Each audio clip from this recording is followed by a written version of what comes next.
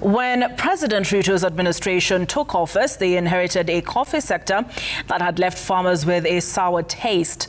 The promise was to overhaul the system, freeing farmers from the stranglehold of cartels and infusing new life into their livelihoods.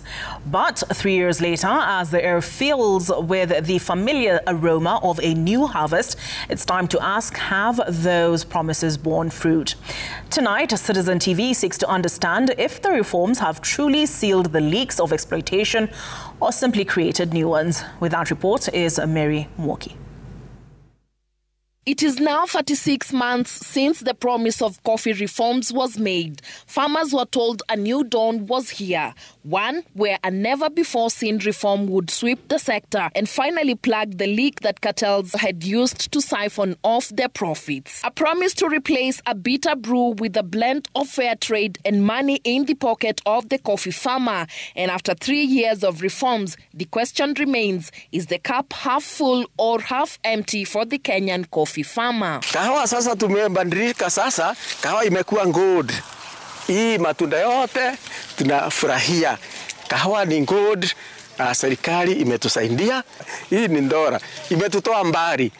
Serikali imetusaidia na sasa mkulima yote Kenya anafurahi. Mkulima wa kahawa tunafurahi kwa sababu tumepata pesa mfukoni ndiye hii. This factory farmers were paid at a rate of 128 shillings and 80 cents. The highest in the history of coffee farming in Kenya.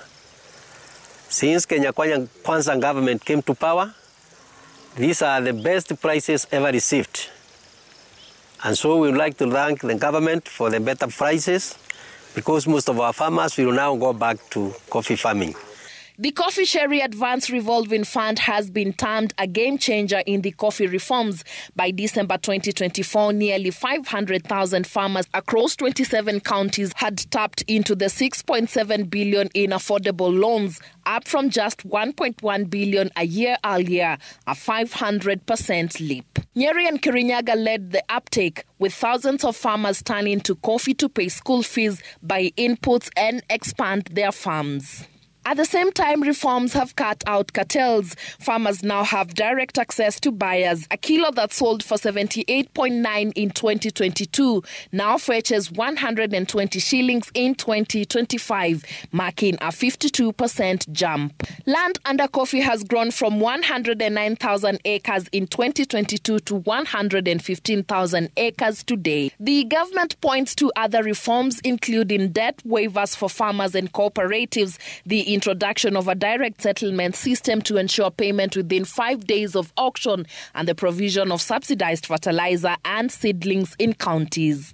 Additionally, cooperatives have been granted direct export licenses, while the Nairobi Coffee Exchange has been streamlined with 16 new licensed brokers, many of them farmer-owned. These interventions, they say, are restoring confidence in markets, including new pushes in China. We cannot compare now the income from bananas to that one of now coffee farming. So I am clearing everything to now plant coffee. Production still hovers at 40 to 50,000 metric tons, far from the government's ambitious 150,000 ton target by 2027. And while reforms have boosted morale, farmers warn that global competition, climate shocks, and fluctuating prices could yet spoil the brew.